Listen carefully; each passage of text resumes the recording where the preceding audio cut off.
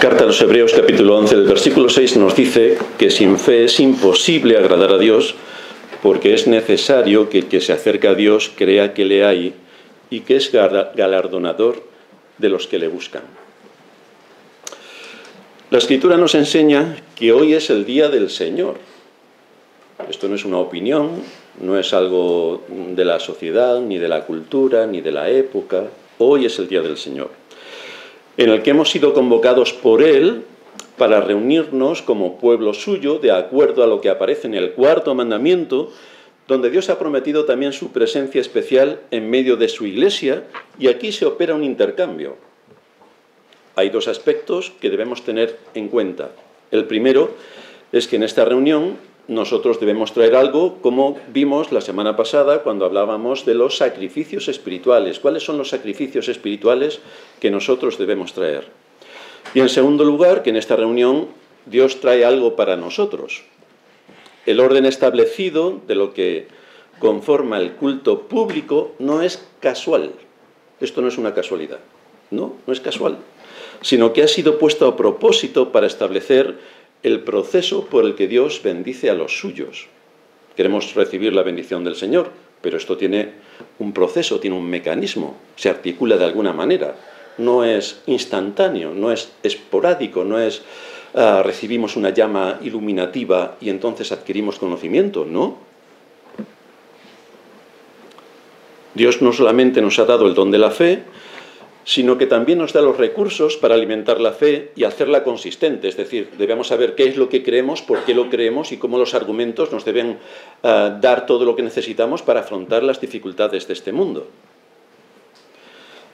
De ahí que tenemos que prestar atención a la enseñanza rigurosa de la Escritura y no venir a la casa del Señor con nuestros prejuicios culturales, que pueden ser muchos, nuestras opiniones personales, nuestro deseo sensacionalista. No podemos venir con nada de todo esto. Aquellos que vienen con sus sacrificios para presentarlos delante de Dios son los que saldrán con una gran bendición de acuerdo a lo que Dios ha prometido para ellos. Para recibir hay que traer.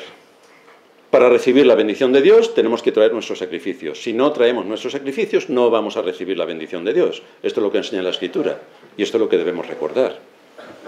Así que leíamos en sermones pasados el texto de 1 de Pedro 2:5, donde se nos decía: vosotros también, como piedras vivas, sed edificados como casa espiritual y sacerdocio santo, para ofrecer sacrificios espirituales aceptables a Dios por medio de Jesucristo.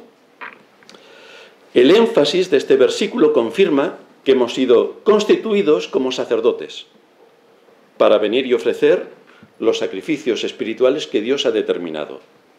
Y la idea que nos quiere transmitir el texto es que para que Dios nos dé, previamente nosotros tenemos que dar. Para que Dios nos dé, previamente tenemos que dar. Este es un asunto inverso a la salvación. En la salvación es Dios quien nos da la vida por su soberana voluntad. Nosotros no tenemos que hacer nada. Nosotros, de hecho, estábamos muertos en nuestros delitos y pecados. Pero Dios, que es grande en misericordia, por su mucho amor con que nos amó, aún estando nosotros muertos en pecados, nos resucitó, dándonos vida juntamente con Cristo. Esto es lo que Dios ha hecho. Nosotros no hicimos nada. Estábamos muertos. Y un muerto, como todo el mundo sabe, lo sabe hasta Hacienda, no puede hacer nada. Está muerto. Y estando en esa condición, Dios nos salvó por su soberana voluntad. Ya tenemos vida. Entonces, ¿qué es lo que se espera de aquellos que han sido rescatados de la muerte? ¿Qué es lo que se espera? ¿Qué es lo que se espera de alguien que está vivo? Pues se espera que sea consciente de su profesión y elección, que sea consciente de que tiene hambre, de que necesita comer el alimento espiritual, de que necesita crecer, de que tiene que posicionar bien sus convicciones. Se espera, por tanto, que traigamos sacrificios espirituales, porque es entonces, como dice la Escritura, cuando podemos esperar la bendición del Señor. Desde luego, esto es exactamente lo contrario de lo que enseñan la multitud de iglesias de la cristiandad. La gente cree que tú tienes que tomar la decisión de salvarte. Tú. Y cuando tú te salvas, ya no tienes que hacer nada más. Ya Dios hará todo por ti. A ver si el Señor me da ganas para orar. Pues espérate sentado. A ver si el Señor me da ganas de leer la Biblia. Vamos, te puedes morir sin leer un versículo. A ver si el Señor me da ganas. Pero esto no es lo que enseña la Escritura. El Señor actúa resucitándote de la muerte en la que estabas. Te trae a la vida. ¿Y qué esperamos de un ser vivo? Pues que empiece a trabajar, que empiece a pensar, que empiece a tener un proceso de pensamiento lógico que le lleve a cumplir unas expectativas que se esperan de él como ser vivo que es. Así que aquí estamos exponiendo, según nos enseña la Escritura, lo contrario a lo que enseña la mayoría de la cristiandad. El orden que encontramos en la palabra de Dios es que es Él quien llama a los pecadores por su gracia, a estos les da el don de la fe, a estos entrega a Cristo para que muera por ellos, el Espíritu Santo actúa resucitándolo de los muertos y entonces vienen a la vida.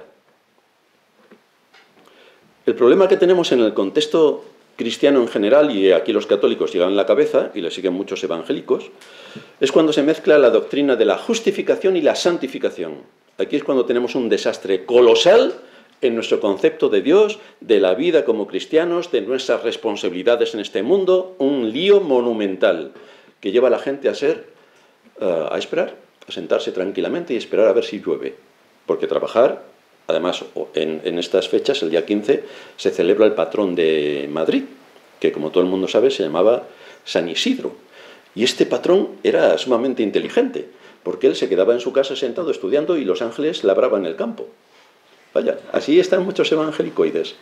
Ellos no tienen por qué trabajar ni hacer absolutamente nada porque ya Dios hará, ya Dios me dará la vocación, ya Dios me ayudará, ya Dios me hará, ya... O sea, están esperando un milagro que nunca va a ocurrir porque Dios no ha prometido eso en su palabra. Ni siquiera a San Isidro le prometió que los ángeles labrarían el campo en su lugar.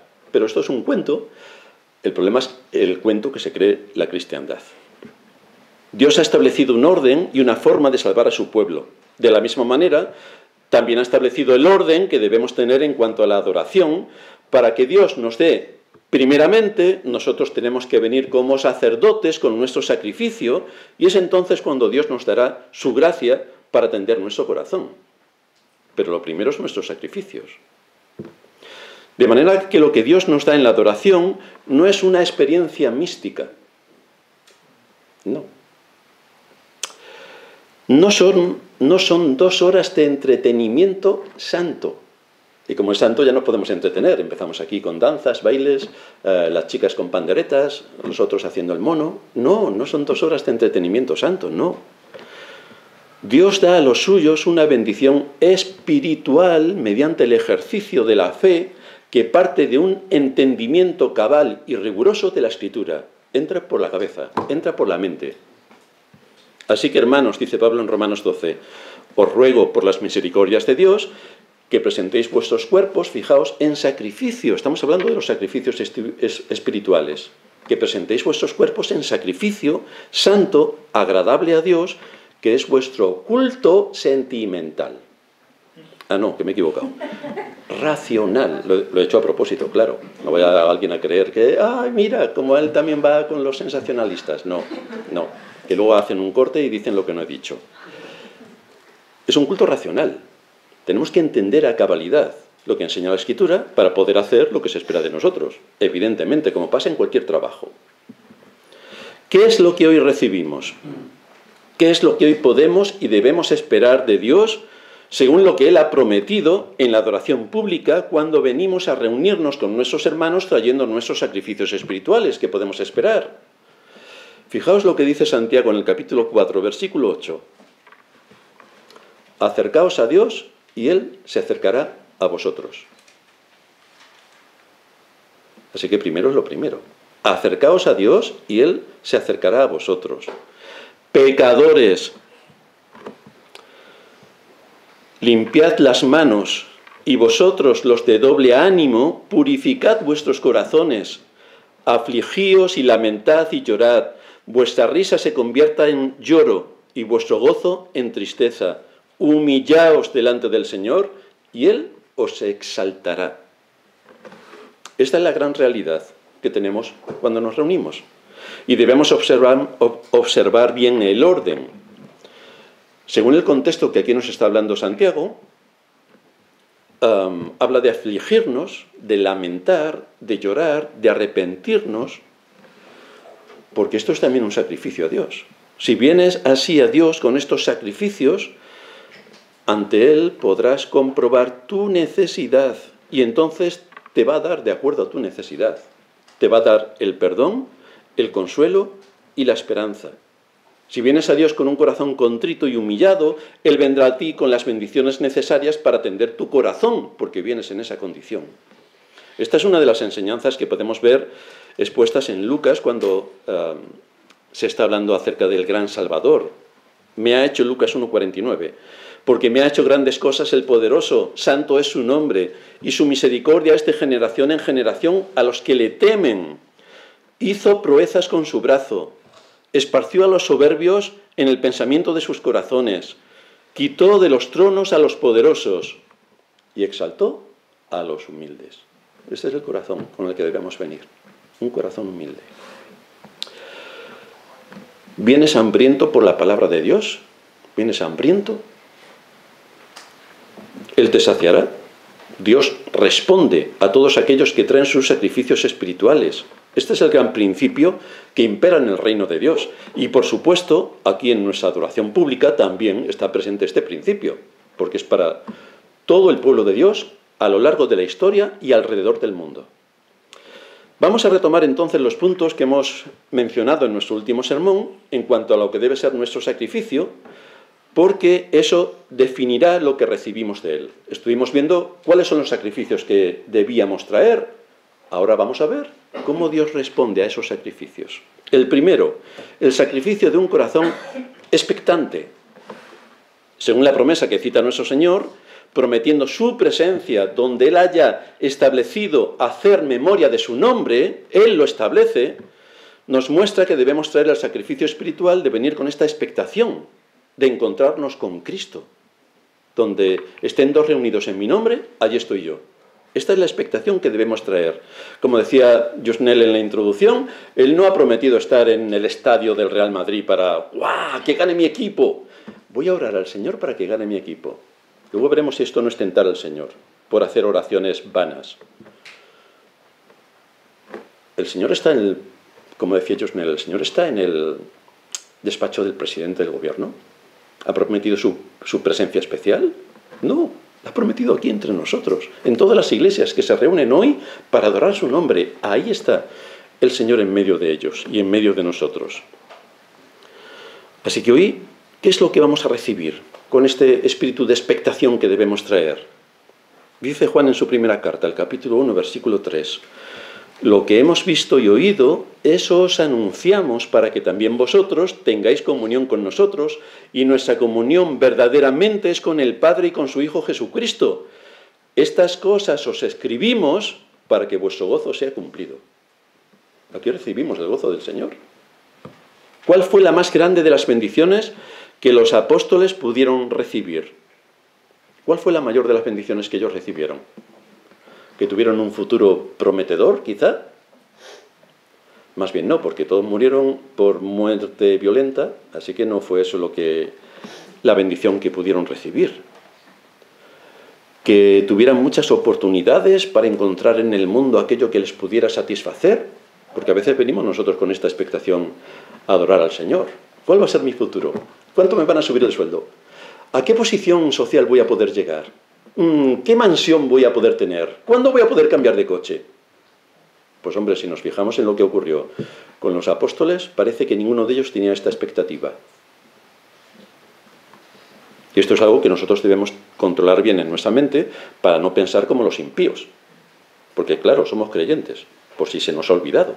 Entonces, hay unos principios y unos objetivos en la vida que no deben ser iguales a los impíos, no deben ser iguales no porque nosotros queramos, sino porque la Escritura nos marca otro camino.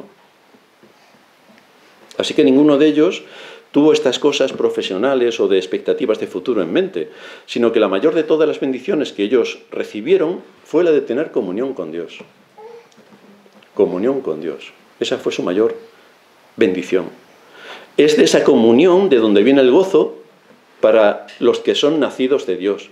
Porque es cuando estamos en comunión con Dios, cuando podemos afrontar las dificultades y aflicciones que nos produce la vida. Venimos con expectativas para reunirnos con Dios. Y estas expectativas luego tienen consecuencias en la vida diaria. Por eso debemos venir con la expectativa, reunirnos y gozarnos con nuestros hermanos en la adoración pública, en los himnos que cantamos. Queridos hermanos, ¿por qué algunos cuando cantan himnos no se entera el que tiene al lado? Vaya júbilo. La Escritura nos enseña a cantar con júbilo y algunos cantan así.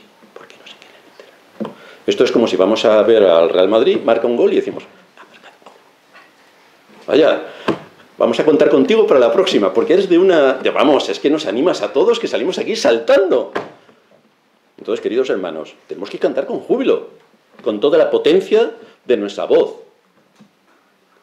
Pero si no queremos cantar para que nos entere el vecino, está bien. Pero esto no es lo que se espera de nosotros en el culto público.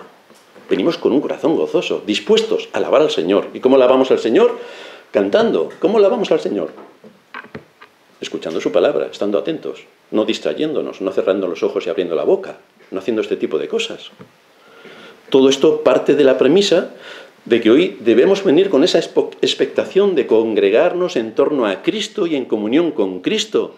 Todo lo que nos esforcemos en esa dirección no será en vano, porque aquel que se acerca a Dios conocerá cómo Dios se acerca a él. Y entonces el Señor le llenará de gozo. El Señor le llenará de gozo. Tendrá en su corazón alegría. ¿No dice el Señor, pedid y se os dará? Pues aquí venimos, para traer este sacrificio de expectación, para recibir la palabra de Dios. El segundo sacrificio, el de acción de gracias.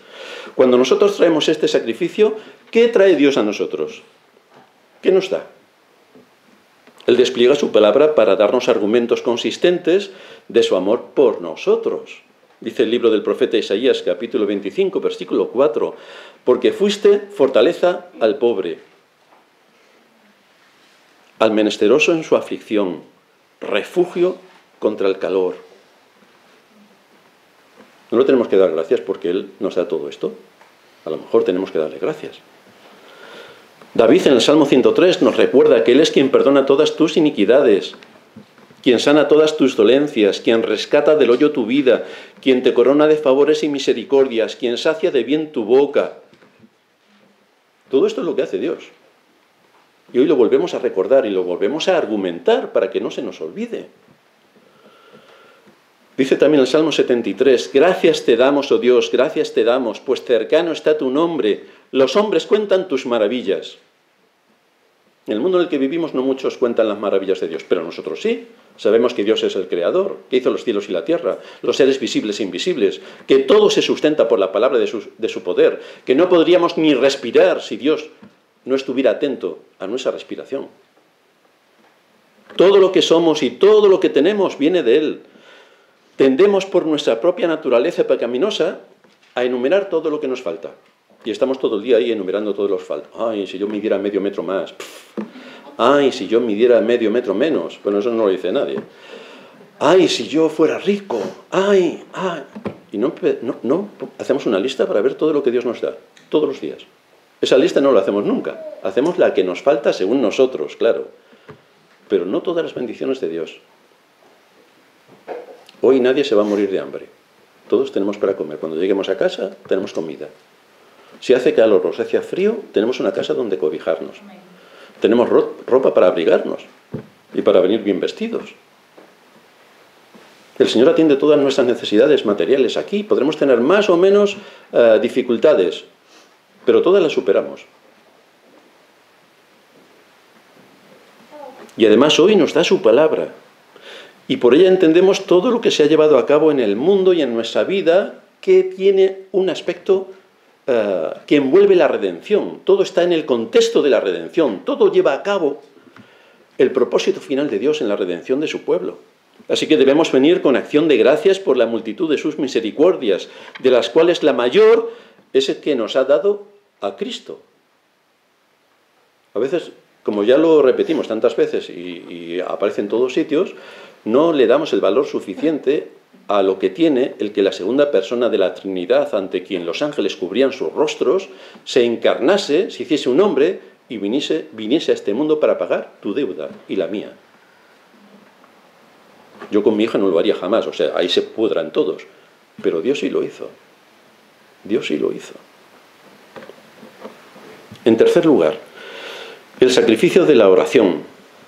Es por medio de la oración cuando ponemos todo delante de Dios, cuando confesamos nuestros pecados y cuando nos debemos presentar con un espíritu humilde. ¿Y entonces qué nos da Dios? Pues el Señor actúa inmediatamente para responder a tu sacrificio porque así lo ha prometido. Dice el Salmo 34, 18, cercano está Jehová a los quebrantados de corazón y salva a los contritos de espíritu. ¿Quiénes son aquellos a los que Dios les muestra su buena voluntad? Pues a los que vienen a adorarle con un corazón humillado, trayendo este tipo de sacrificios. A los quebrantados, a los contritos de espíritu, los que vienen a ofrecer este sacrificio con el espíritu de la oración. Esto les lleva a humillarse delante de Dios y entonces están en sintonía con Él, porque escuchan la voz de Dios que perdona pecados.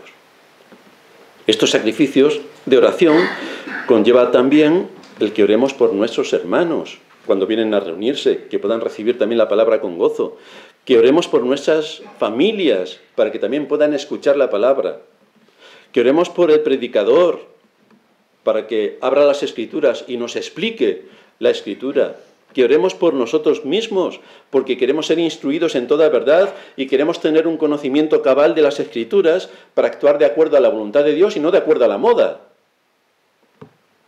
Cuando Dios ve a su pueblo adorándole con reverencia y con temor bajo un espíritu de oración, toma su espíritu y lo usa para aplicar algunas verdades de la oración, de los himnos, de la predicación, para dar la respuesta que nuestro corazón necesita a alguna necesidad que tengamos, que siempre tenemos alguna necesidad. Por esa razón nos recuerda el salmista, gustad, el Salmo 34, versículo 8, gustad y ved que es bueno Jehová, dichoso el hombre que confía en él. Por otra parte, en la oración reconocemos su poder para toda actividad humana, en los cielos y en la tierra, y sobre todo en cuanto al papel que nosotros tenemos como Iglesia. Dios ha determinado usar a la Iglesia para un papel especial en este mundo. Este es su plan soberano y la Iglesia va a cumplir su propósito aunque todas las fuerzas del infierno están contra ella. Pues no vencerán a la Iglesia. Tenemos que orar para que el pastor o el predicador explique y aplique con rigor la doctrina de acuerdo a nuestra condición. Porque queremos ser instruidos, queremos crecer en la verdad, queremos alimentarnos de la palabra, queremos estar fuertes en las convicciones que necesitamos para afrontar la batalla de este mundo. Tenemos que orar por la expansión del Evangelio, porque la oración tiene el poder de moldear las conciencias hacia la verdad. Tenemos que orar. La oración es un arma eficaz para clamar a Dios vindicando su justicia. Esto es lo que nos dice también Apocalipsis cuando habla de las oraciones de los santos y las relaciones con los juicios de Dios sobre la tierra. En el capítulo 6, versículo 10 de Apocalipsis, se nos dice allí que clamaban a gran voz diciendo: ¿hasta cuándo, Señor santo y verdadero, no juzgas y vengas nuestra sangre en los que moran en la tierra? Así que la oración también es para pedir que el Señor ejecute sus juicios. ¿Y qué vamos a hablar de cómo está el mundo en nuestros días? Pues tenemos que orar para que el Señor ejecute sus juicios.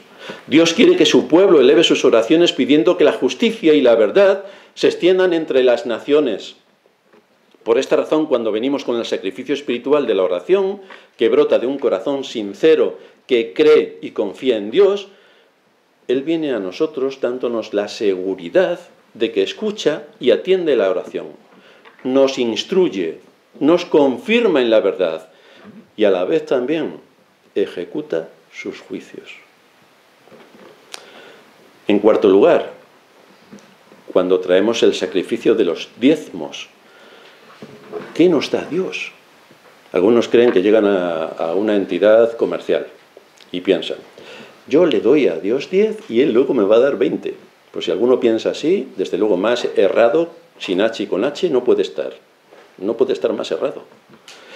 Dice el libro primero de Crónicas, en el capítulo 16, versículo 29, «Dad a Jehová la honra debida a su nombre, traed ofrenda y venid delante de él, postraos delante de Jehová en la hermosura de su santidad».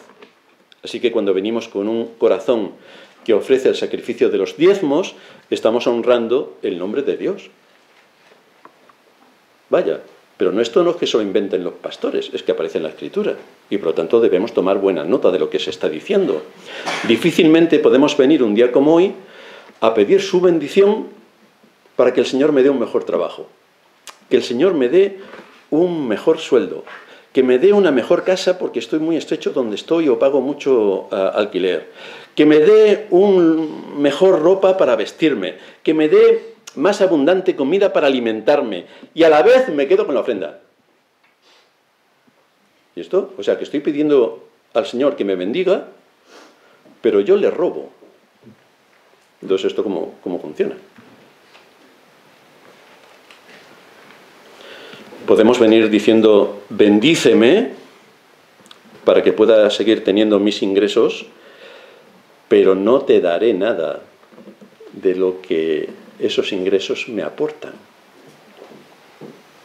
Entonces, bendíceme, pero yo a ti no te doy lo que me corresponde. Entonces, ¿cómo puedo decir bendíceme? Es que soy un mentiroso encima.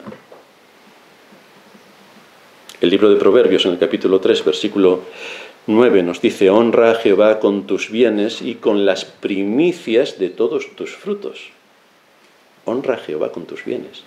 Honra a Jehová con tus bienes. Espero, como decía en el sermón anterior, que nadie piense, bueno, cuando sea rico, entonces, querido hermano, no vas a ofrendar en la vida. Así que cerraremos el edificio de la iglesia, no podremos pagar la luz, no podremos pagar absolutamente nada, porque hasta que no seamos ricos no podemos ofrendar. Vaya pena que tenemos. Pero esto no es lo que encontramos en la Escritura. Cuando venimos a presentar este sacrificio de los diezmos, estamos evidenciando que tenemos un corazón limpio y dispuesto para servir al Señor y honrar su nombre. Eso es lo que estamos transmitiendo. Un corazón que no es codicioso, un corazón que no es idólatra, amando al dinero, un corazón que no es mezquino, un corazón que no es ladrón. Porque si no diezmamos, es esto exactamente la fotografía, esta es exactamente la fotografía que nos hace la Escritura. Con este sacrificio, nos dice también el salmista, en el salmo que leíamos en la introducción, capítulo 81, versículo 10, abre tu boca y yo la llenaré. ¿Y sabéis esto lo que suponía en el Antiguo Oriente? Cuando alguien tenía una buena relación con su rey y era leal y había que hacer un reconocimiento público de su labor o de su función, el rey lo ponía delante de todos, ponía una caja grande con sus riquezas, especialmente piedras preciosas, y todo lo que te entre en la boca te lo llevas. Abre tu boca y yo la llenaré. Esa era la forma de premiar que tenían los antiguos en Oriente a sus fieles servidores. Y esto es lo que nos está diciendo el Señor. Los mejores manjares, las mejores piedras preciosas, lo mejor de lo mejor, lo que tú elijas, abre tu boca y todo lo que te entre en la boca te lo llevas. Evidentemente no se está refiriendo literalmente a que si nosotros le damos 10 nos va a dar 500. No, se está refiriendo a temas espirituales. El Señor promete llenarnos de sus bendiciones espirituales. Por lo tanto, tenemos buenos argumentos también para traer este sacrificio de los diezmos. Como ya hemos dicho, en la salvación no hay nada condicional. Dios nos salva por pura gracia. Pero en el camino de santidad hay condiciones. Y las condiciones, uno de los sacrificios, es este también. Si vienes con tu sacrificio del diezmo, recibirás su bendición al tratar con tu corazón que es vanidoso, que es egoísta, que es mezquino o que puede ser ladrón. Así que para quitarte todos esos pecados, el Señor te pone aquí a prueba tus diezmos. ¿Que no quieres diezmar? Los que nos vean. ¿Que no quieres diezmar? Porque hay muchos que dicen que esto del diezmo es del Antiguo Testamento y que nosotros no tenemos que poner un céntimo. Ahora, pedirle al Señor que nos dé todo, eso sí. Bueno, si no quieres diezmar, pues entonces eres un vanidoso, un egoísta, un mezquino y un ladrón. Pero puede seguir así, no es problema. De todos estos pecados nos quiere librar el Señor. Y en quinto lugar, cuando traemos el sacrificio de un corazón enseñable.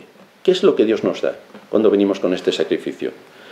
Dice el Salmo 25 en el versículo 8, bueno y recto es Jehová, por tanto Él enseñará a los pecadores el camino, examinará a los humildes por el juicio y enseñará a los mansos su carrera. Cuando venimos con un corazón dispuesto para aprender, cuando tenemos hambre y sed de justicia, tenemos hambre de la palabra, es cuando Dios nos da argumentos y convicciones profundas con la palabra. Tenemos que saber lo que creemos. ¿Por qué creemos lo que creemos y por qué no creemos otra cosa? Tenemos que saber lo que creemos. Tenemos que tener bien argumentadas nuestras convicciones. Tenemos que estar con argumentos firmes de la palabra, no en opiniones, no en desconectar los textos de su contexto y, por supuesto, no de acuerdo a la moda religiosa de la época en la que hoy nos ha tocado vivir, donde todo está al revés, igual que en la política. No. ¿Qué es lo que dice la palabra? Tenemos una guía infalible. ¿Qué es lo que dice la palabra? Con el sacrificio de un corazón enseñable, Dios vendrá a nosotros precisamente para enseñarnos, porque esto es lo que Él ha prometido. Él nos guiará por sendas de justicia, por amor de su nombre. Eso es lo que Él ha prometido, que nos va a guiar por sendas de justicia, por amor de su nombre.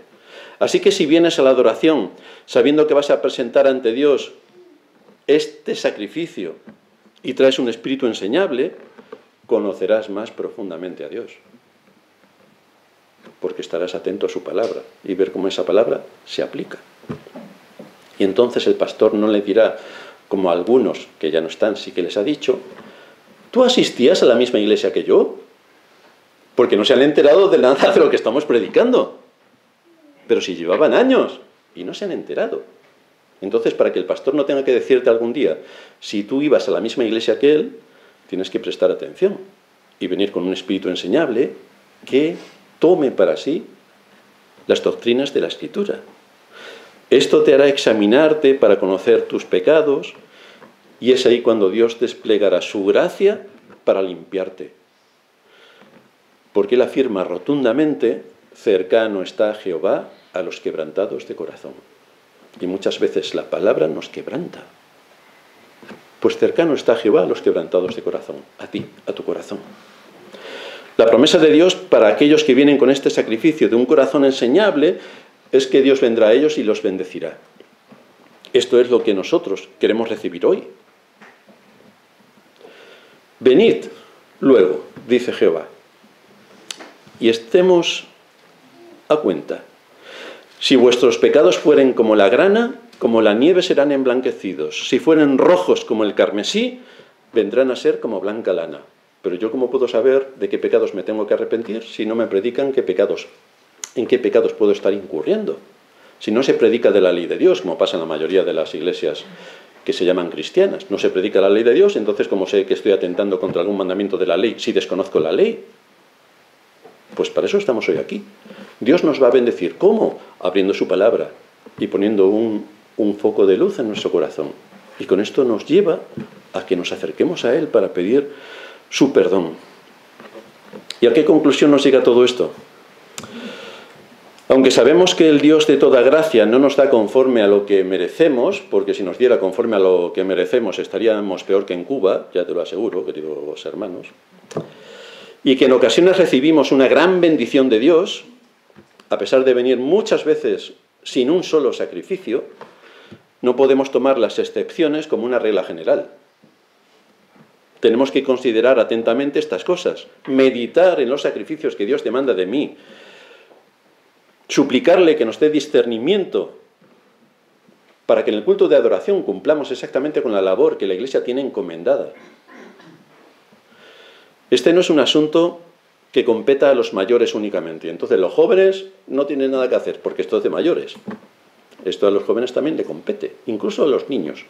También les compete saber cómo tienen que venir en el culto de adoración, no para empezar a pintar, escribir y hacer monigotes, sino también tienen que prestar atención a lo que se está diciendo, porque la mente ya les funciona. Si dice la Escritura que Él es galardonador de los que le buscan, ahí tenemos que seguir haciendo uso de la fe. Es decir, de creer a Dios, no en Dios. En Dios creen los demonios, pero nosotros tenemos que creer a Dios, es decir, saber que lo que Él dice en su palabra es aplicable a nuestra situación particular y actuar en consecuencia. Pero tenemos que recordar una cosa de vital importancia, vital en grado sumo. Todos estos sacrificios que traemos solamente serán aceptados por medio de Cristo. Solo serán aceptados por medio de Cristo en virtud de su sacrificio.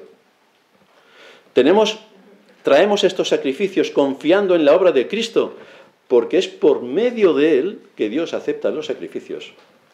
No es porque nosotros somos tan inteligentes que, fíjate, hoy he traído 7 sacrificios, no 5. No. Si no los traemos en el nombre de Cristo, nuestros sacrificios son inútiles. Por eso tenemos que disciplinar nuestra mente y pensar que cuando traemos a Dios todos estos sacrificios espirituales, lo hacemos en el nombre y por los méritos de Cristo. Y a la vez tenemos que recordar que todo lo que Dios nos lo da en Cristo. Nos lo da en Cristo, a través de Cristo. Porque las bendiciones celestiales que Dios ha preparado para sus hijos son, como dice Pablo en Efesios, en Cristo. Cristo es nuestro mediador. Es nuestra única garantía para ser aceptados delante de Dios. Y es por medio de Él que recibimos las promesas eternas que Dios tiene preparadas para su pueblo. Solo en Cristo. Así que Pablo termina diciendo en 2 Corintios 1:20, porque todas las promesas de Dios son en Él sí y en Él amén. Todo se centra nuevamente en Cristo, nuestro gran Salvador. Terminamos en oración. Padre nuestro que estás en los cielos, te damos gracias por habernos expuesto tu palabra y poder seguir considerando todo lo que tú nos das a través de los sacrificios espirituales que nosotros previamente hemos tenido que traer.